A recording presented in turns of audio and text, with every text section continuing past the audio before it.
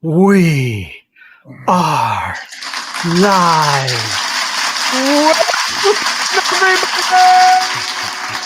It's Wednesday night, and the Crafty boys are here to entertain you or bore you. One of the two things. We do each equally well, and we really don't care. So there you go. We'll bore into you. Exactly. So, how's it going, everyone? I certainly hope that you're doing well. Nothing is going wrong with the world. There's no new outbreaks of COVID because of the Delta variant or anything. And a lot of anti-vaxxers in the United States and Canada are now being hospitalized and dying. So welcome, welcome, welcome. The world is a positive place.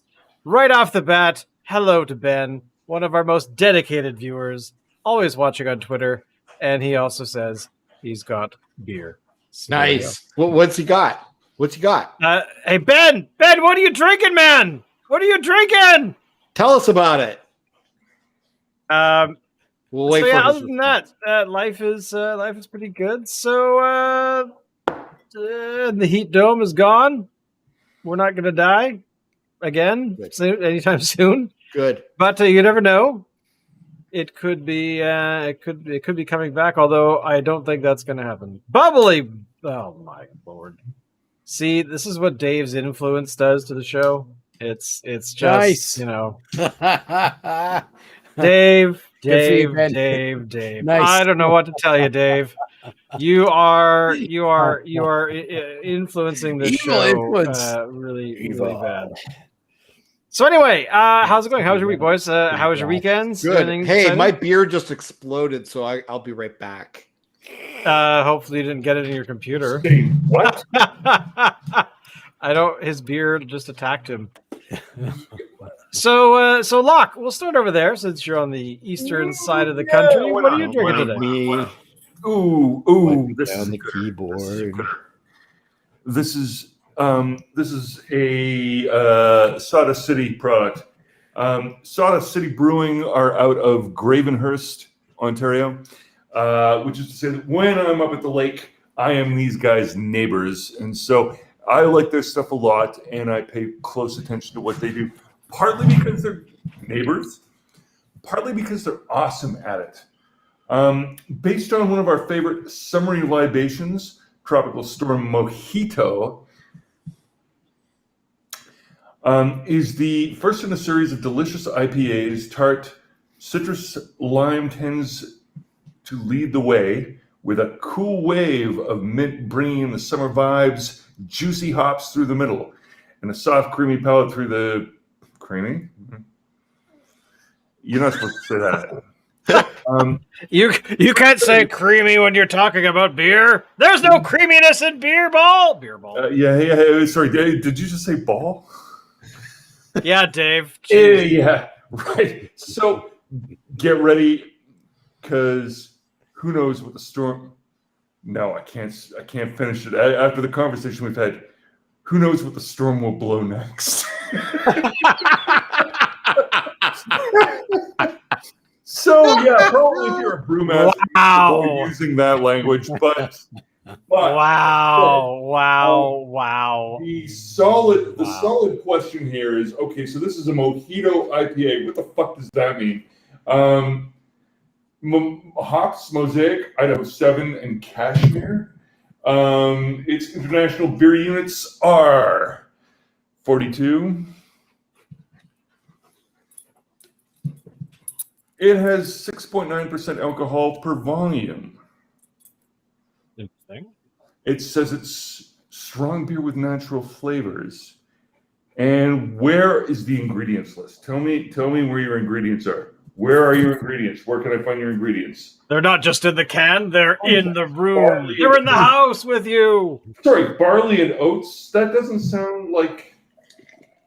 I think they missed a step, because this tastes unmistakably not just of mojito, but more importantly, the most critical ingredient in a mojito, which is mint. So if there are natural flavors in it, and they're not listed as ingredients, is that? Chemicals. There's a regulatory issue which I have questions about here. But I will put those aside because these are my neighbors and I like Sawdust City, who are fucking awesome and have a massive Muskoka chair out in front of their tap room, which actually makes me look short. So there you go. Does it taste of mojito and does it taste of mint? Yes. So what I'm saying is not only is this a roughly 7% beer, but it's one that actually tastes of mint and lime, which I support entirely because those are two of my favorite things in the world. Mint and lime. Okay. So, Feel the here minty we pressure. are.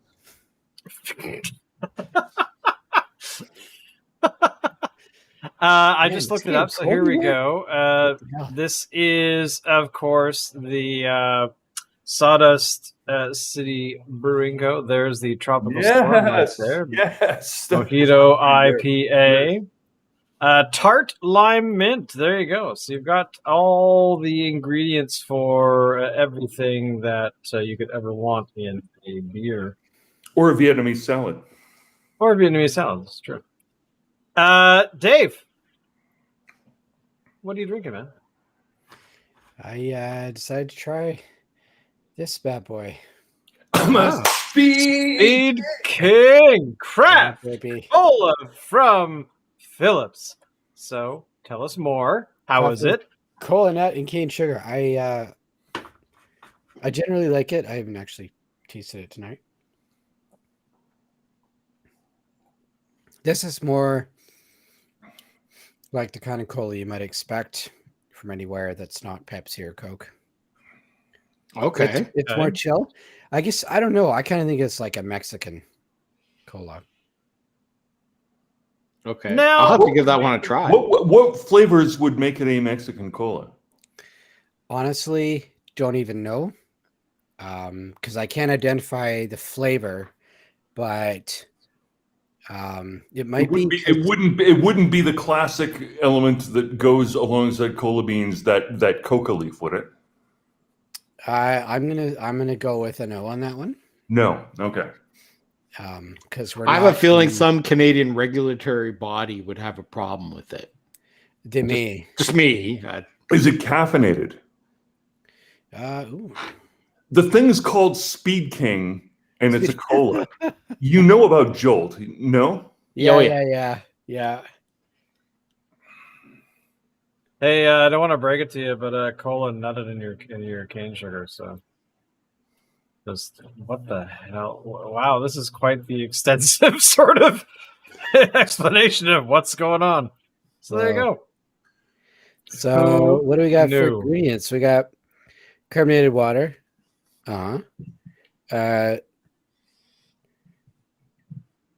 Cane sugar, dark candy syrup, whatever that is. That's something that marker the month. Natural cola flavor, cola nut, and then chemicals, sodium benzoate, phosphoric acid. So that's Yes, you can never go wrong with that. you gotta have Always have some phosphoric acid in your diet. I always remember that sodium benzoate from that Simpsons episode. One of the Halloween episodes where Homer meets like the old Chinese shopkeeper, kind of like from what's that movie with Gizmo? You're talking about Gremlins. Gremlins. Gremlins, yeah. So he goes in. He's buying like this monkey paw, and he get 3 wishes with it. And every time you make a wish, one of the fingers goes. What does he say? He goes. Yeah, I'll buy the monkey paw, but the monkey paw is cursed. Oh, that's bad. But you get a free Frogurt. Well, that's good. But the yogurt has sodium benzoate in it. You know, I got put completely blank face. That episode of The Facts of Life where the girls are out, you know, like in their, you know, schoolgirl uniforms, and one of them starts smoking sodium phosphate, and it's sort of like, oh no.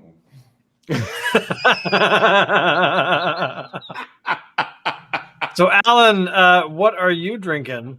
All right, I'm drinking. So this is interesting because Locke had something called Storm. What was it called? Tropical Storm, I believe. Yes. Tropical Storm. So, Mojito IPA. I'm drinking something from Storm Brewing in Vancouver. It's almost like we planned that, even though I know that we didn't. It's their Orange Creamsicle Ale. Say what? Orange Creamsicle Ale. Okay. I love that can. Storm Imperial Sour, which tastes like balsamic vinegar, but it's like 14% alcohol.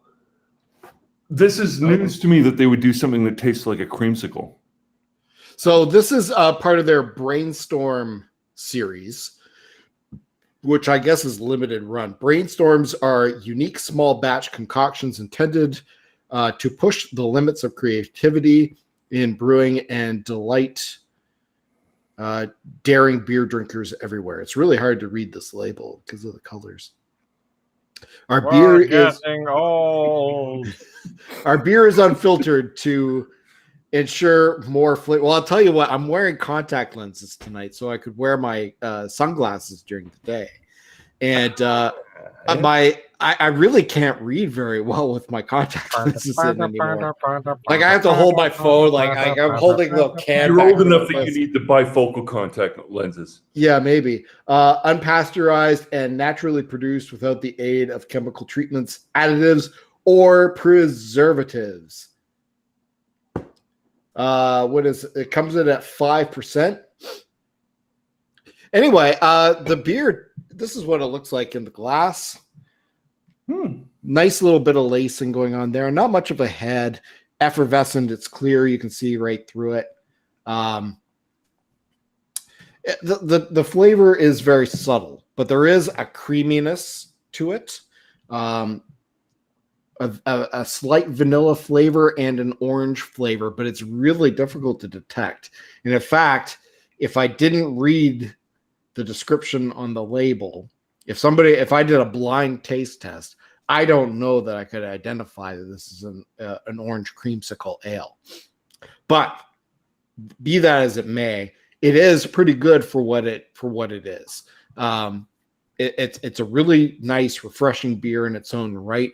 Great for drinking on a patio, maybe for lunch or something. Really refreshing. Highly quaffable.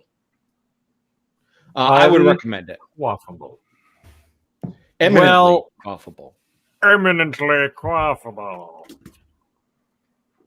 Well, it's basically, the one weird thing that I've just discovered about Storm Brewing is that they have like no information about their beer. Huh? Yeah, it's their logo is this rat, which appears in it actually appears in all of their can labeling. I like they these don't quotes have. Here. Look at the first quote. Back So down, sketchy, but great beer. It's true. I mean, look at it. They look like a bunch of like hippies. Yeah, let me look at this kettle, man. Holy cow! Like that's like held together with duct tape and rust. Great. Sketchy but great is so on. Show me the rat again. Excellent atmosphere if you don't suck. Yeah. Back down to the rat. Show me the rat again. I want to see the rat on the side of the van. Show me that, Shane. Oh, on the rat. There yes. That is badass. It kicks ass. Notice how the siding has evidently come off of this building here. Like they must have backed the van in without checking to see if there was a wall there first. I actually think that there's some beer equipment back there. You can see the legs that's standing on, but it's very dark. But was that part of their brewing technique? I think it's part of their look, but you never. Well, they are called Storm, right? So if you make your brewery look like a storm came through and wrecked everything, like why not? So what is going on in that gardening picture there? It's some They- sort they of. start dope as well? They're growing hops. It looks like. Yes, yes. Are they growing dope? Yes, that's exactly what they're doing. No, they're growing hops. You know That's a hop plant right hops there. and cannabis are actually related plants. I believe it. They are. Hmm. That's why we drink one and smoke the other. Yeah. Resinous Um, indeed. I just noticed yeah. Ben Abel's comments here about I want a turkey sandwich. I want a turkey sandwich but on rye. the turkey's a little dry. The turkey's a little dry. Ah! No. I love that episode. Of this That was like the third or fourth Treehouse of Terror, wasn't it? horror. Treehouse of Horror. That is Was that what it's called? that is some solid cultural referencing that's going on there. So, Jay, what are you drinking? Tonight I am drinking a beer from the good fellows at Bad Tattoo Brewing. Tonight it is the Watermelon Ghost, which I kind of think is weird, but that's okay. It's weird mainly because I can't find it on their website. I'll blow right by it. Apparently, oh, there it is, right here. So this is the one that I'm drinking tonight. And but essentially, it is a beer looks like this, and it has a very low threshold for keeping the actual head going. It had a head at the beginning, but it died out pretty damn quick. It smells like watermelon that has been fermented, which is not surprising considering this is a warm fermented beer. That's So the only thing I can think of. One of the elements in this style of a gosa is there's a dash of salt in there as well. Yeah. Yeah, it's definitely got some saltiness going on. But here we go. Let's dive in here. How Wow, is that tart? That is tart in a big way, but I don't mind it. I mean, it's a sour, so duh. Right. But do you taste any watermelon? definitely. Well, yeah. I mean, that's the overall flavor profile is definitely watermelon. So, but holy cows, it's making my mouth water. So here, let me be fully disclosing. Watermelon's good enough. I like me some watermelon. If you have access to needles and you inject it with vodka or gin, I'm up for that. But simply put, I wouldn't say that raw watermelon on its own is much of a flavor. It tastes actually suspiciously of water. Maybe why it's called a watermelon. Now that said, if you've ever had a watermelon Jolly Rancher, that's a different experience entirely. Where That is is true. on the profile between this is raw watermelon tasting much like water and something like a Jolly Rancher? It has been a very long time since I've had a Jolly Rancher. So I cannot remember. And to be I'm honest, very serious about that. I'm not I actually. But here's the thing about Jolly Ranchers is that well, actually, I'm going to look this up. I want to know. I actually am very curious if Jolly Ranchers use real condensed watermelon or if they. I don't think so. I'd be shocked. I highly doubt it. Yeah, well, exactly. I'm prepared to go on a limb right now and say it is all artificial. Okay, here we go. The answer is in. The man from Del Monte says corn syrup sugar contains 2% or less of malic acid, natural flavor, artificial color, mineral oil, and soy. I would not have guessed that. I Oh guess my god! for- Interesting. Okay. So let's back up a minute. One of the cloud moments in the last season of Crafty Boys was when I was explaining that I have been drinking a thing called the Aloha Sour by Side Launch. Now, the Aloha Sour, I think how I explained it is, okay, so sure, okay, there are 1,000,001 beers that taste like fruit punch now.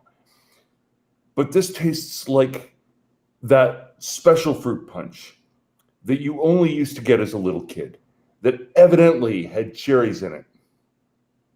It was that Right. sour. And what I did not disclose at the time was that it also has soy in the mix. So there's something crazy going on in terms of using soy. Now their initial batch wasn't vegan, it had milk in it. They've since exchanged that ingredient for almond milk. So now their ingredients list includes almonds.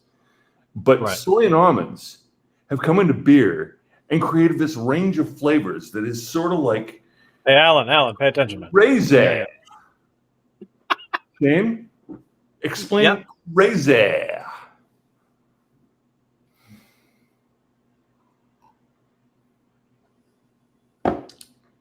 Wow, that is sour, I gotta say. Sour watermelon is not a good taste. So, Locke, you were talking about like a fruit punch that we would have from our childhood that had cherry in it. Do you remember what that's called? Do you remember what fruit punch flavored?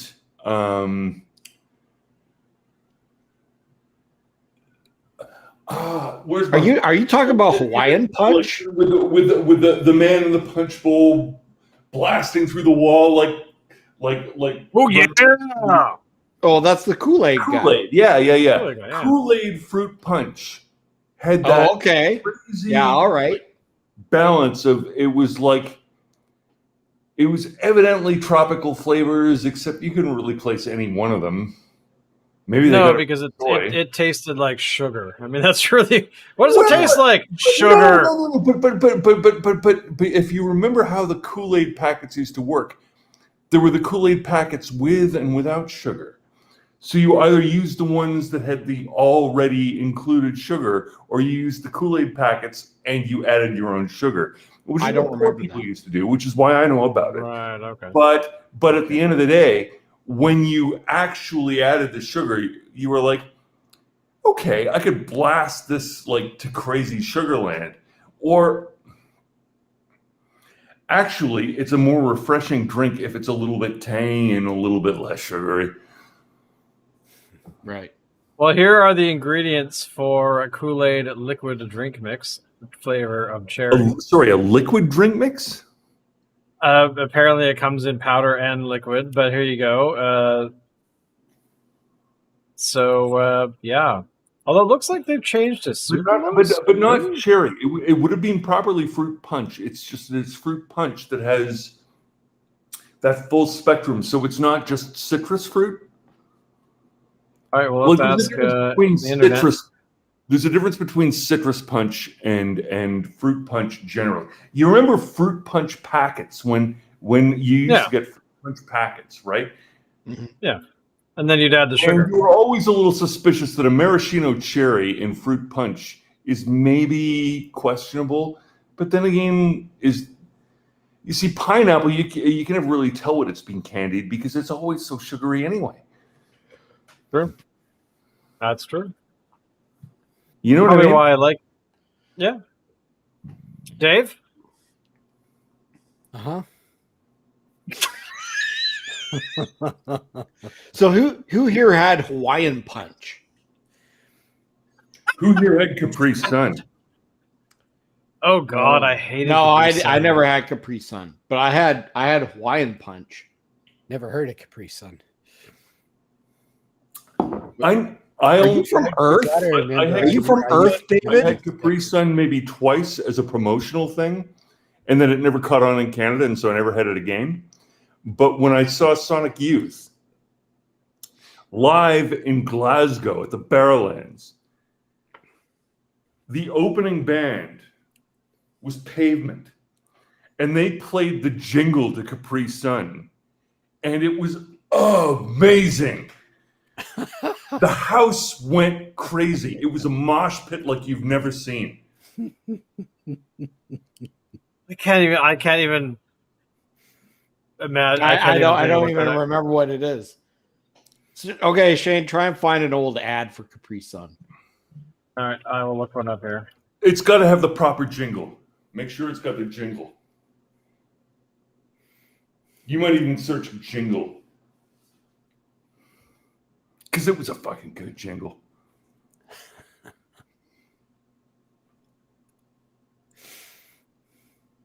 Commercial. And then Shane, when you're done that, you need to change the background because it looks like Locke's in a transporter Star Trek. But I am in a transporter. It looks like it's getting Locke, beamed up. So Locke, I need you to do something for me. Yes. Yeah, record your log.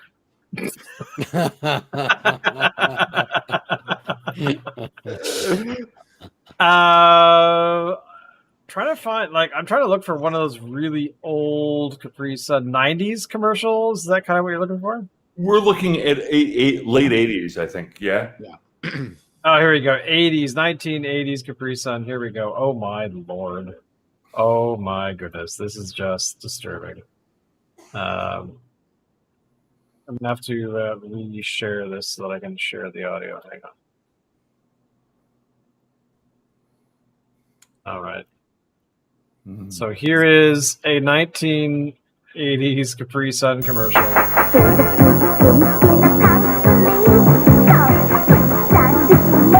Oh my God.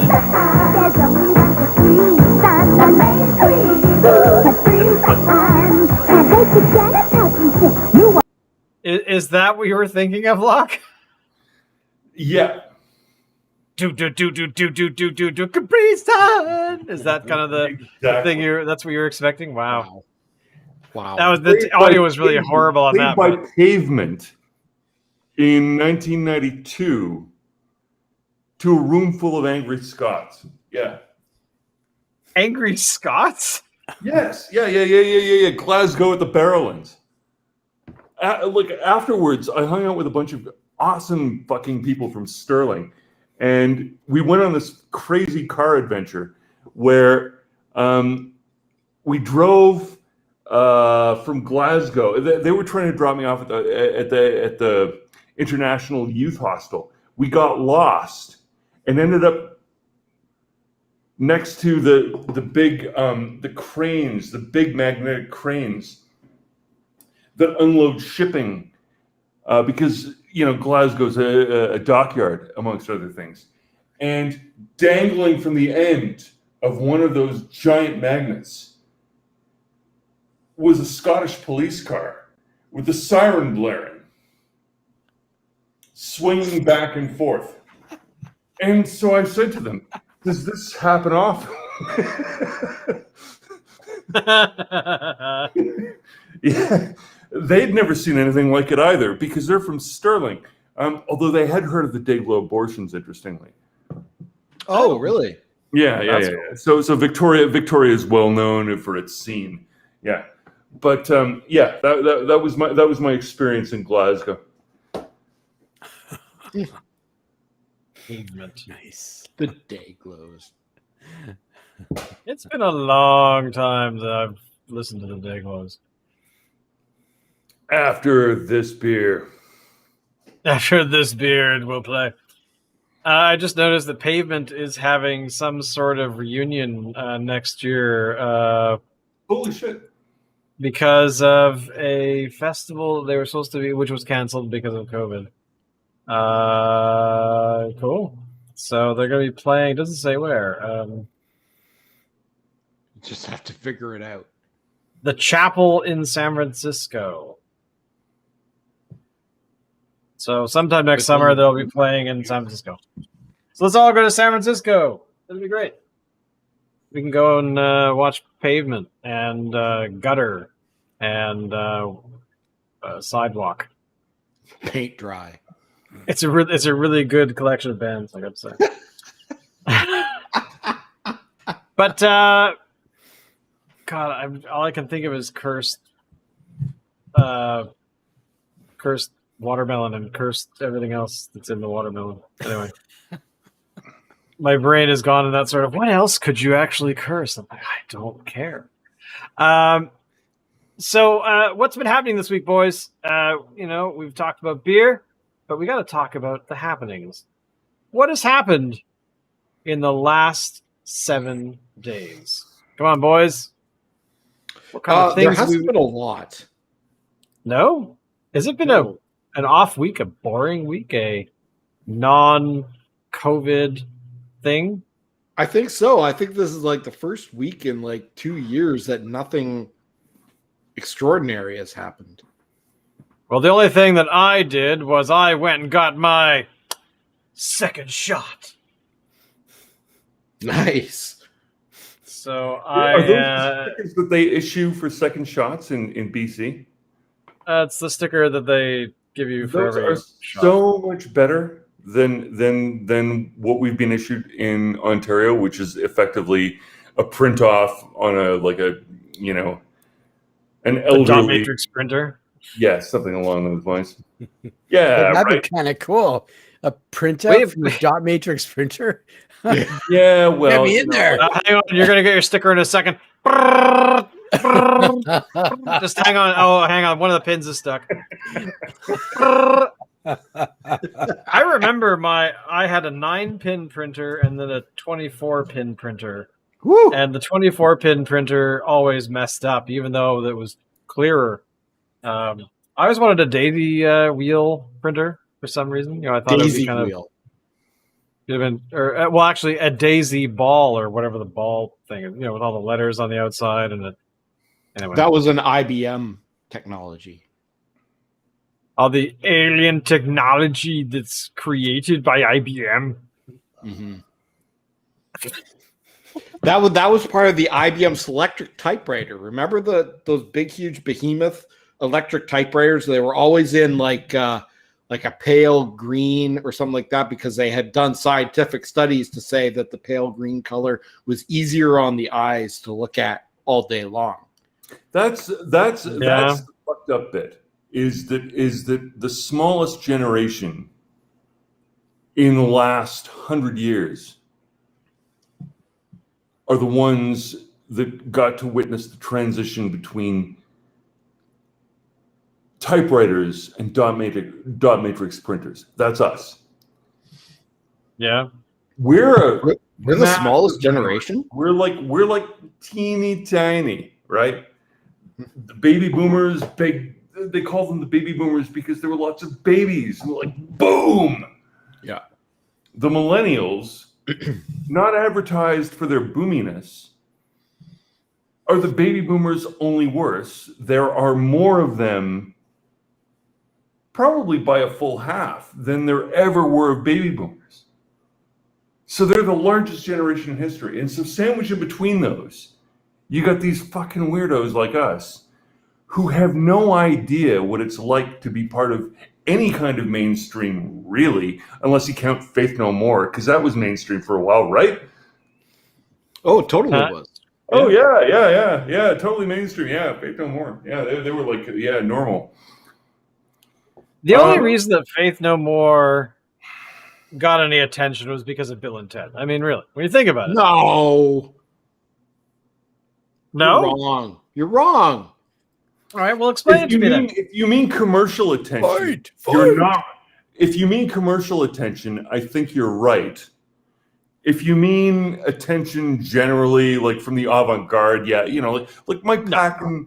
Mike Patton has his own label. He does all this ipecac weird stuff, like where he's like, he's in like 9 different bands right now. Only one of them is Mr. Bungle, which predated Faith No More. If you've ever heard Faith No More's first album before Mike Patton joined the band, Right. I can only tell you that there's no way to properly recompensate you for the suffering that you've endured, and you are one of those that, like marginalized groups should seek help from, because having heard that album is abuse such as I cannot imagine another person having lived through. God, it's bloody fucking awful. I'm trying to think of what other bands of that era that you would sort of put alongside Faith No More. Who goes alongside Faith No More? They were the weird transition period between like Metallica's One and Nirvana. And That's true.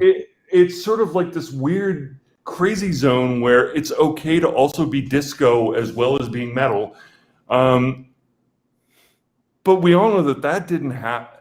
Like after Nirvana, metal was done. There was no more metal, at least not in North America. Europeans went metal crazy because they were like, finally a way to differentiate ourselves from the fucking North Americans. So yeah, metal, dude.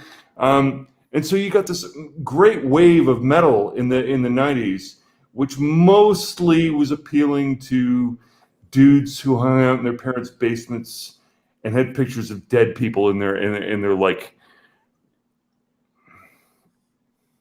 random dead people. Well, one would suppose, but I mean, it was all very like, I'm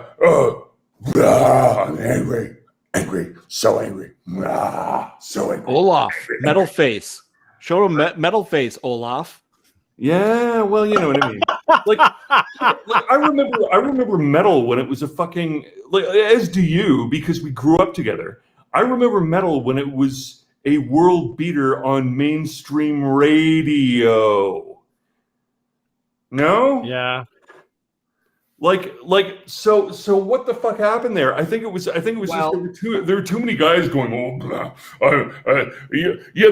that's wimp metal. That's the kind of metal that only girlfriends like. Because I don't have a girlfriend. I would never want a girlfriend, right? Metal never hit the mainstream until 1989 with from Metallica. When they actually made a video, they made a music video, and it got top 40 airplay.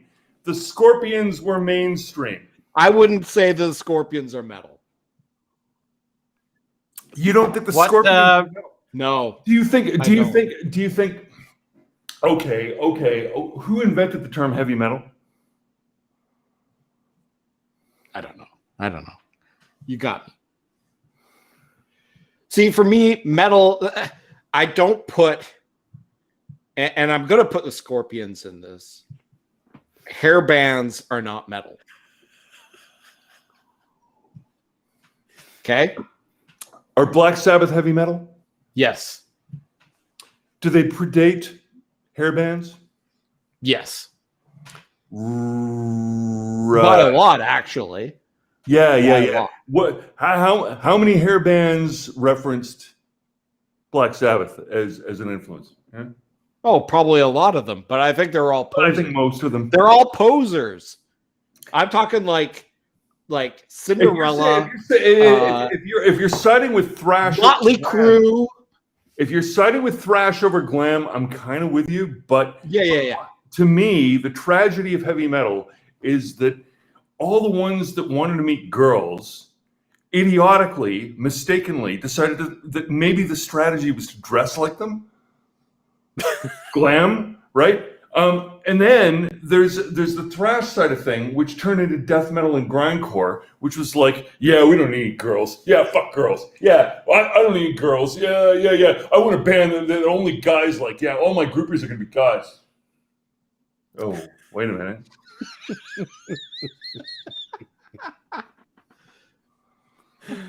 You know what I mean? I know what you're saying. I hear you. Classic formula was that it was over the top, yes, but it wasn't fucking specific. And if you look at the first issue of Heavy Metal Magazine, here's one of the things that the younger generations nowadays would riff on, is that it's kind of gender fluid, isn't it? if you think about Judas Priest and you consider that was a mainstream act, and I'm going to say mainstream in the 80s, mainstream heavy metal act that was fronted by a gay dude. Yeah. I guess what I'm saying is it was only when everybody suddenly started to get weird about it. It was like, oh Jesus, do I need to? Oh my God, is my identity at risk? You know what I mean? Like, and then they started acting all weird and making music that didn't actually sound good, but sounded like they were just trying to reaffirm that they were into the right bands. You remember that? Yeah. Yeah, I think also I think the definition of metal has evolved over time. Like back in the 80s, I totally felt that Judas Priest was metal. Yeah. Today, I don't. Look, Scandinavian black metal isn't a style of metal, it's a style of punk. Okay. The new wave of black thrash, I would say, is punk plus metal. I'm all about, the Gothenburg sound and all of that. Mm-hmm. But, I think when metal and punk crossed over, that was some weird territory because those two scenes used to be very adversarial. Punks and metalheads didn't used to get along. We brought this up earlier in the episode, but the Dayglows were actually seriously pioneers in terms of bridging those two communities, because they were either punks that were making fun of metalheads by acting like metalheads, or they were metalheads that were making fun of punks by acting like punks. And it's not really clear which. Probably a bit of both. For me, the day that metal gained acceptance was, I think it was the 1989 or maybe the 1990 Grammys, where they actually had an award for the best heavy metal album. It was the first year, and the only one that was nominated for it was won by Metallica. The rest of them were all kind of posers. One of them was Iggy Pop, who ended up winning the award that year. I don't remember what year it was exactly. I remember this because if memory serves, Iggy Pop disputed the result on the basis that he didn't think he was heavy metal. I don't remember that at all. But I do remember Iggy Pop winning it, and everybody knew that Iggy Pop was going to win it, even though everybody knew he had no business winning it. It should have been Metallica's one. And even then, Metallica's one probably shouldn't have won it. There should have been somebody else that was nominated. No. No, for that year, I would say Metallica's one was far and away the achievement of that genre. Like, no argument. Like, who else besides I think there was some better songs. I think there were better songs on And Justice for All that were, in fact, I would say one is one of my least favorite songs on that album. Oh, okay, all right. I see what you're saying. It was the one with the video. All right. Well, what song off of that album would you prefer? Oh my God. Well, the title track and Justice for All is amazing. Blackened is good. Not a big fan of Shortest Straw. Oh, what's that one? It'll come to me. It's an instrumental with like a slow build, kind of like Orion, but it's not Orion. Dies, I think what you're saying. But yeah. If it's taken a while to come to you, it's probably not. Yeah, okay. Really in that territory, right? Maybe. Because you only sort of remembered it. Like, I guess what I'm saying is that these awards, like, they're not the award for the best artistic work. They're awards for hits. And there's no question that not only was one a hit, it was a controversial one, an unconventional one that was longer than singles are supposed to be, one that was from a band that didn't normally release videos. At the time, I don't think there was a lot of contest there. No. Trying to think. Yeah, like I'm trying to remember what Venom were doing at the time. And yeah, I sort of don't think it. Yeah, like I love Venom, but no, I don't think. No, it's not really happening, is it? Not mainstream, not awards stuff. No. Maiden had just done a very ambitious album. But let's face it, the singles were pop songs, and the rest of the album was like something that Inspector Morse would dig. Mm-hmm. I mean, Justice for All isn't their best album anyway. I mean, so Locke, what is their best album to you? Who, Metallica? Yeah.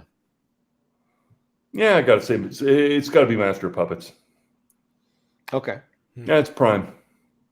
It's a great album. Maturity, but also still with the fire that brought them there. Yeah, yeah. For me, it's Ride the Lightning, but I mean, nothing wrong with that album. I think Master of Puppets. It's a great album. I think they topped themselves there. I don't think it was a setback. Put it that way. Mm-hmm. Would you agree that it wasn't a setback from where they were? What? Was Master of Puppets a setback? Oh God, no. God, no. Yeah. They either maintained what they were doing and did it as older people, or they made a better album. I listened to Master of Puppets like constantly. And whenever I listen to it now, I see myself playing King's Quest. because whenever I was playing King's Quest or Leisure Suit Larry, I always had Master of Puppets on. So now whenever I hear Master of Puppets, I want to play King's Quest.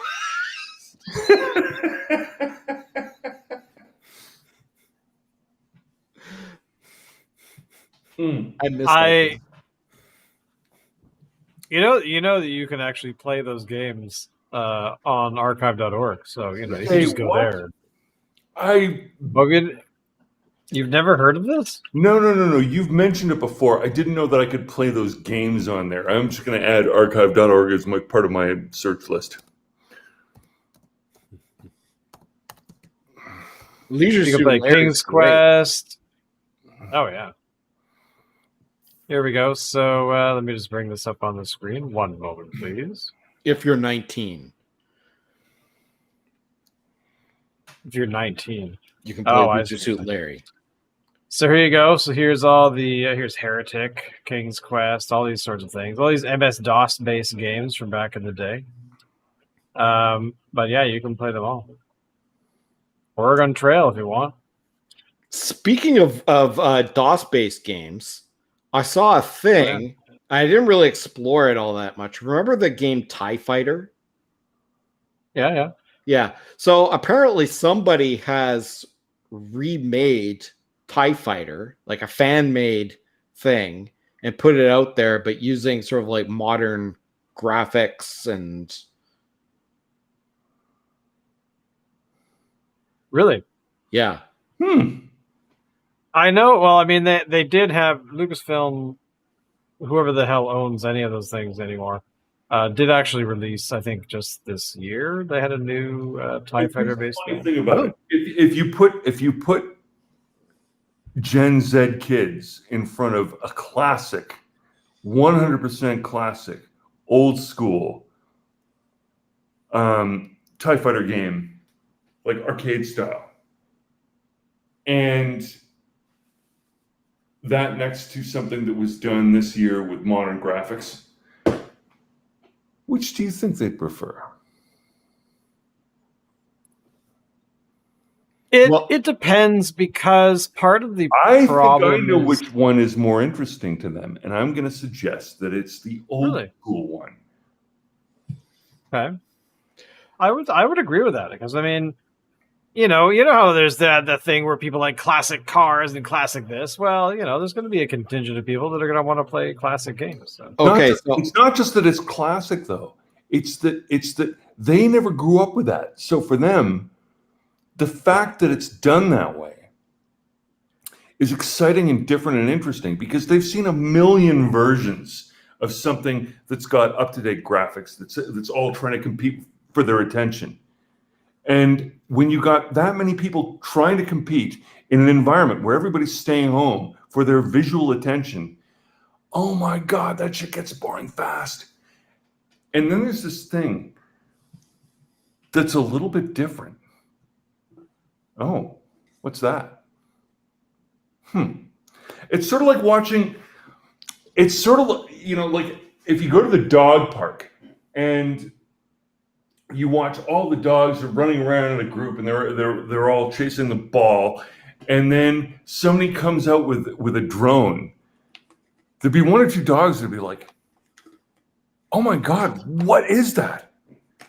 Right? Oh yeah, there's plenty of video of dogs taking down drones.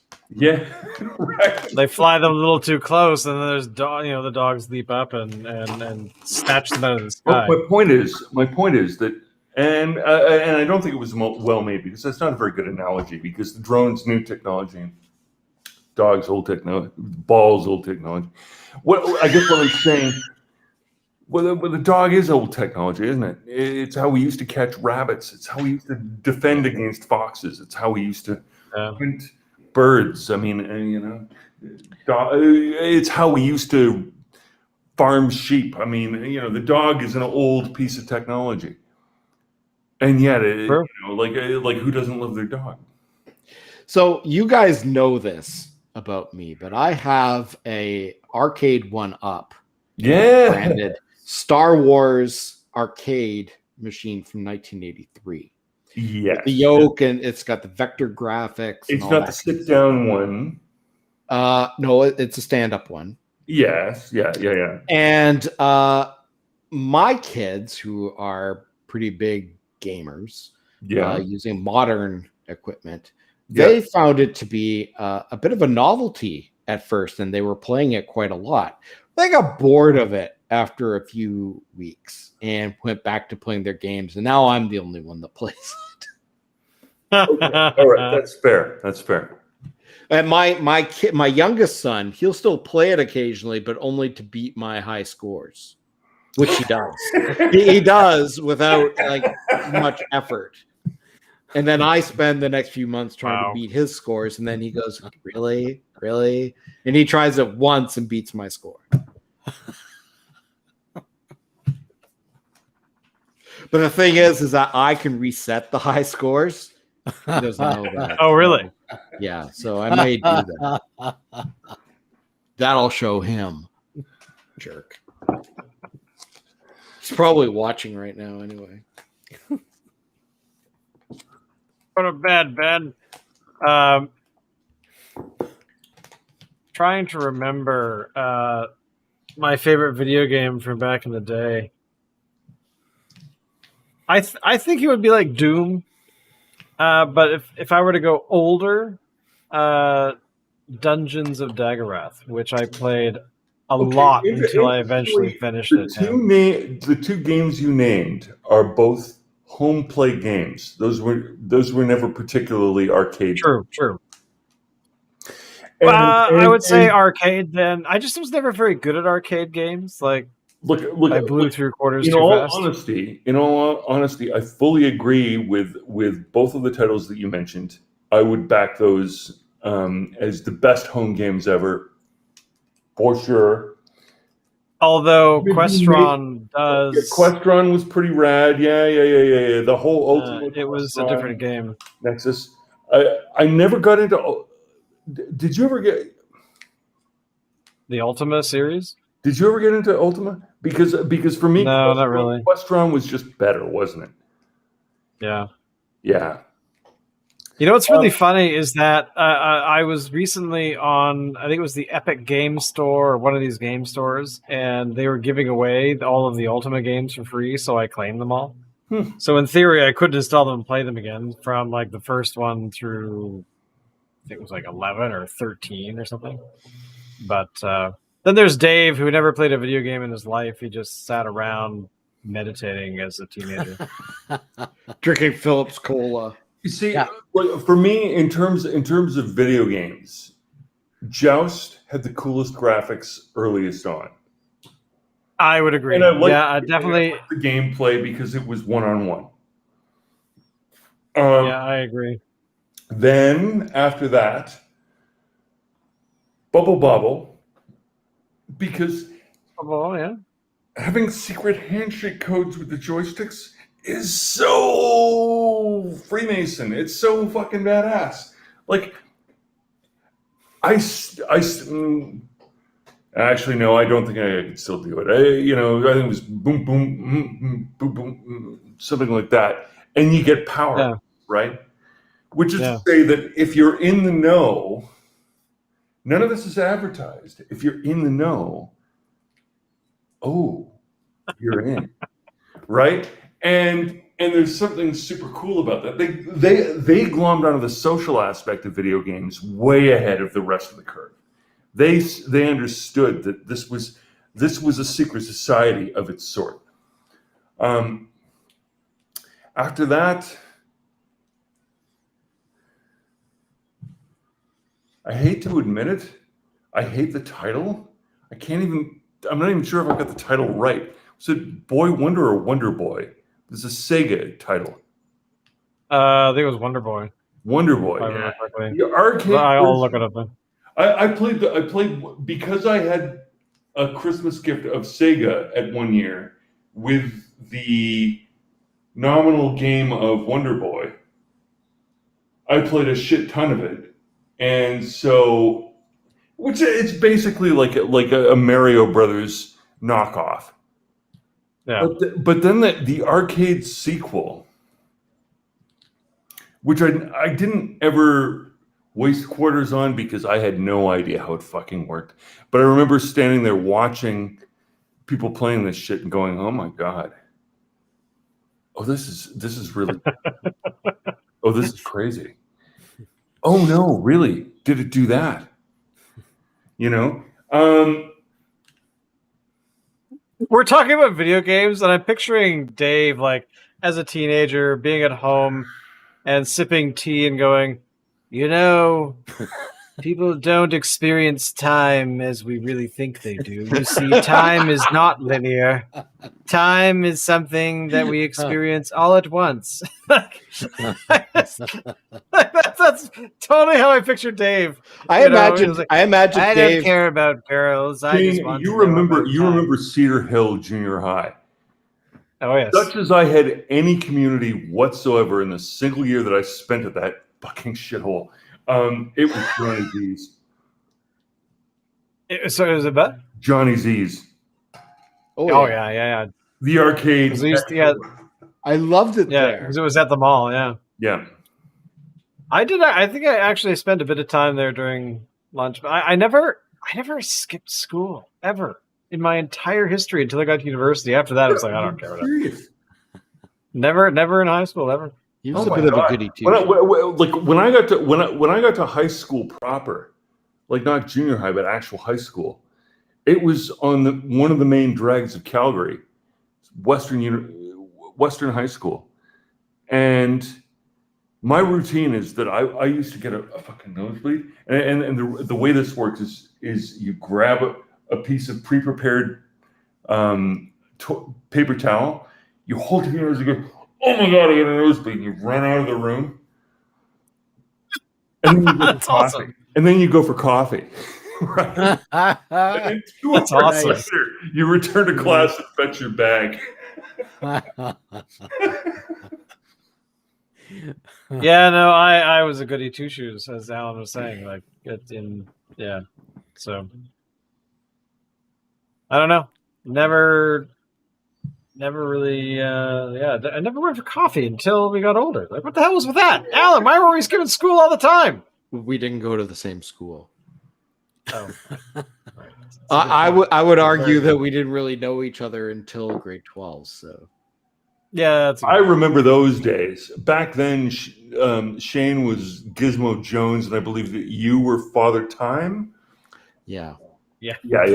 Bulletin board community. And then we legally changed our names to what they are now. Yeah, that's right. Yeah, because we had to. People just thought that was weird or something. Who names a kid Father Time? I mean, come on. Like Do you Dave's remember- name was. No, go ahead. What was I using back then? Do you remember? My guess is You're using a lot of things. my guess is back then. Wow. I used to use Balthius Dyer for a while, and then it was Cargill the Exterminator, and then I think eventually it was. Eventually, I think it was when I was playing online. It was when I was playing online Wolfenstein, Enemy Territory. And there were all these other guys with the joke name was that they were Jack Daniels or they were Johnny Walker or they were Jim Beam, right?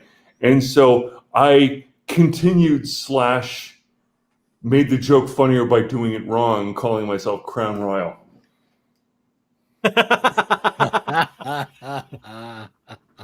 Now I call myself I fully support that. I call myself Rusty Chainsaws now.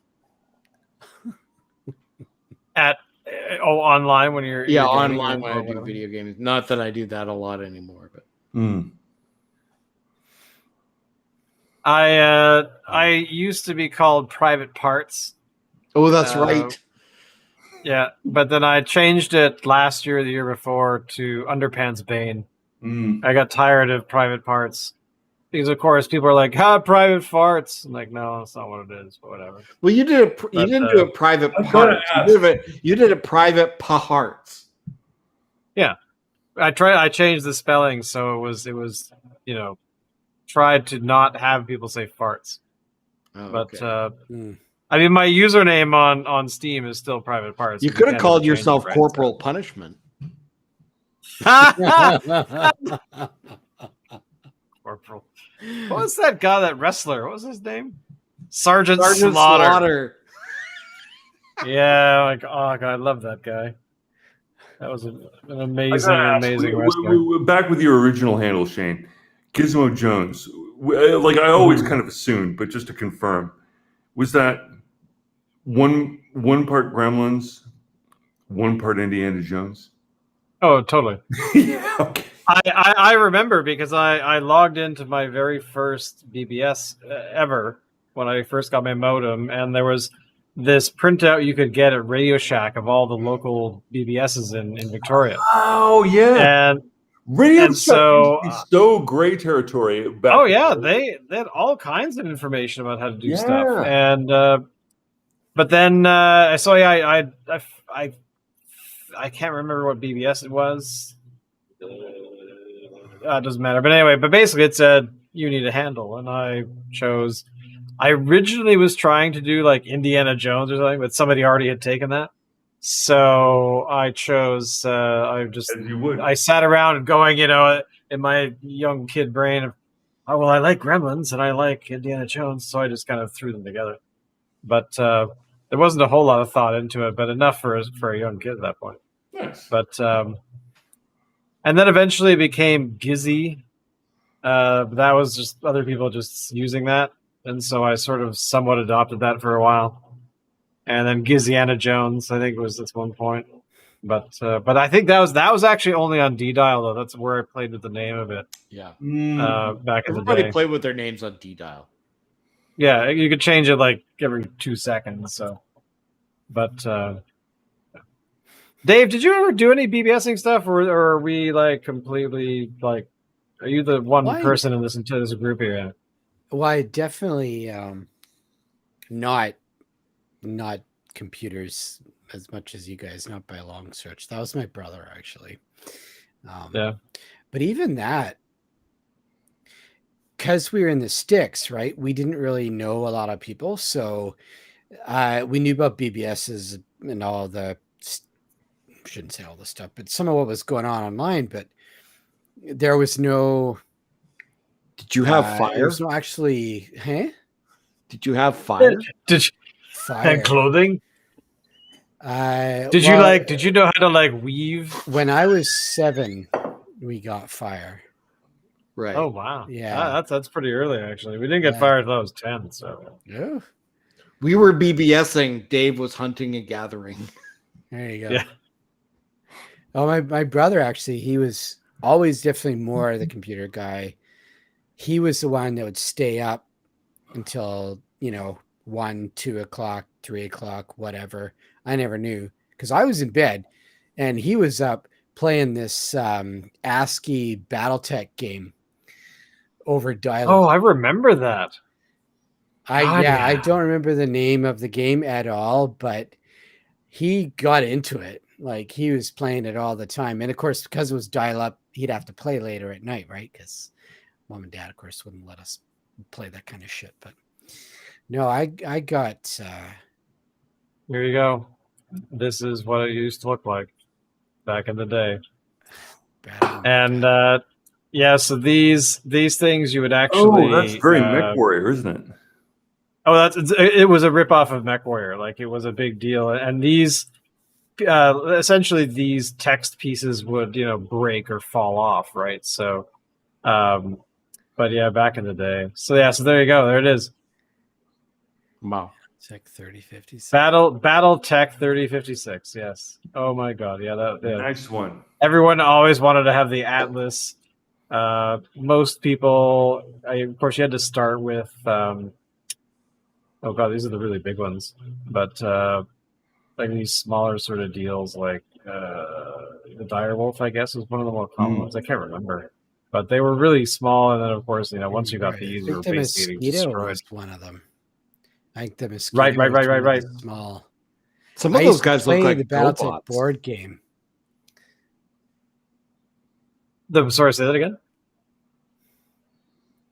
Dave. Oh, I used to play the Battletech board game. There was a battle. I played that a few times. I did play that a few times. Oh, dude, it was a big deal. They made little lead minis of the mechs that you could buy if you wanted to. Whoa! They actually made of lead? Yes. Oh, that's earlier than I thought. Because that was normally people don't make children's toys for children out of lead anymore. But not anymore. No, anymore is the operative term. Yeah. But yeah, you and I grew up with playing with lead 80s, figurines. early 90s. Lead figurines were the thing. I didn't play it a lot because just didn't have a lot of people around to get into playing board games and shit. But some of my favorite stuff actually was, believe it or not, the game that you were mentioning, Locke, that there was Questron. Questron, was better than Ultima. Ultima. I totally got off on Ultima, and I have you mentioning Questron, first time I ever heard of it.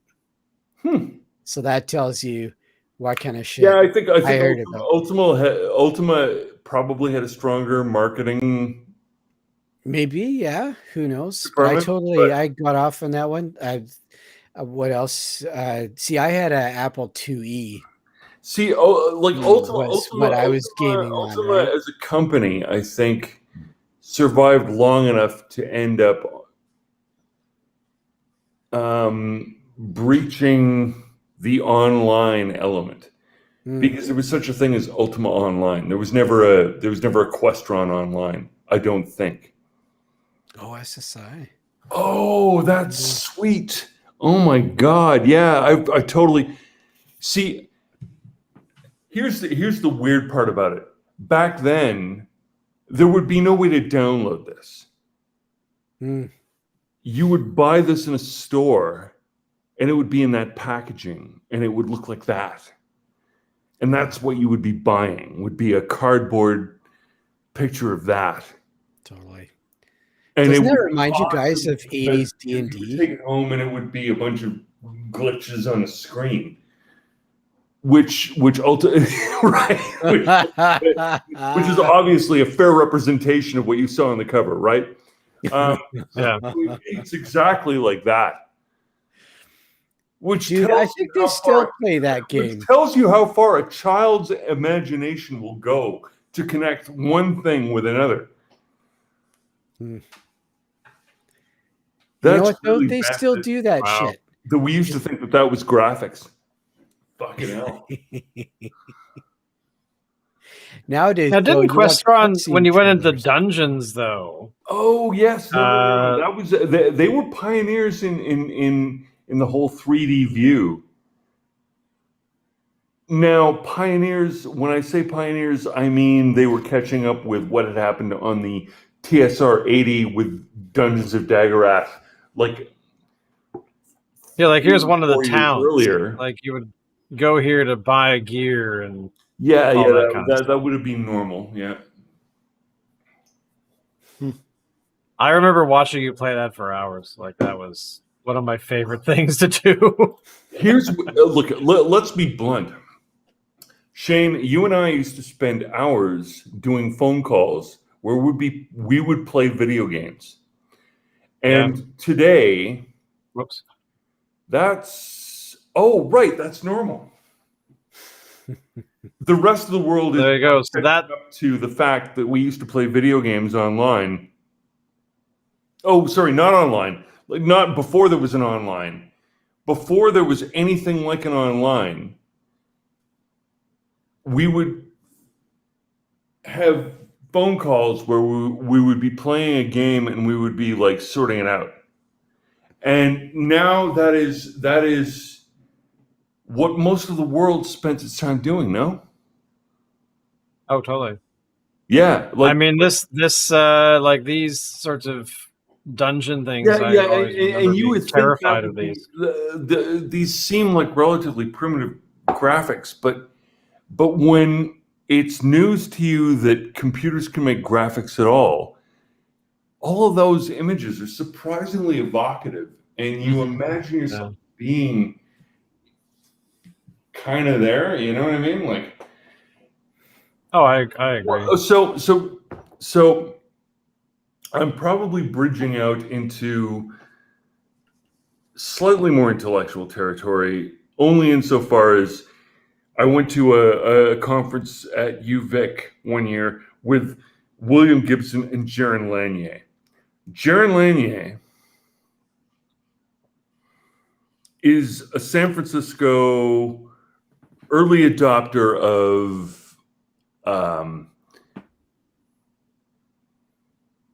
VR. of artificial worlds, of VR. Yeah. And so one of the interesting comments he had in this conference at UVic was that, okay, so yeah, I mean, people who aren't initiated into this stuff, they look at it and it's sort of like, well, okay, well, that's just a picture of a thing. And that's just a piece of gear. And well, what, yeah, but that doesn't mean anything. But when you put them all together, the surprising thing about human cognition is that we interconnect the dots like crazy. And I'm looking at you, Dave. Dave, you know all about that. People interconnect the dots like crazy. Like they really do. Human minds are a system built to find patterns even when they don't exist. So when they do exist, and we're just hinting at them, they become much bolder than you would think. No? Yeah, that's true. Totally. Would I you would think so. advocate? Well, we in our visual system, we actually have a blind spot, but we don't realize it's there because our brains fill it in. To me, that's pretty trippy shit. I'm not sure how we can find the blind spot. I don't know if we can do it just with the way we're set up. There's a card trick that when you carve a hole in a thing, but it's complicated. I'll leave you to it. Gotta admit, I haven't On that heard note, one. we've been streaming for more than an hour, so we're going to call it there because it is late where Locke is, and it's getting later here. We probably should think about going to bed because tomorrow's a work day, boys and girls. Although drinking beer on a Wednesday, nothing wrong with that.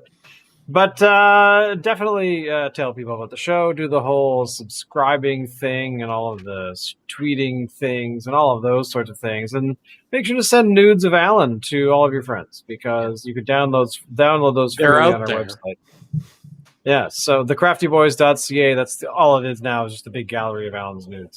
So, Dave, he got a little shy, so he's only on a bearskin rug and you'll see his butt, but that's okay.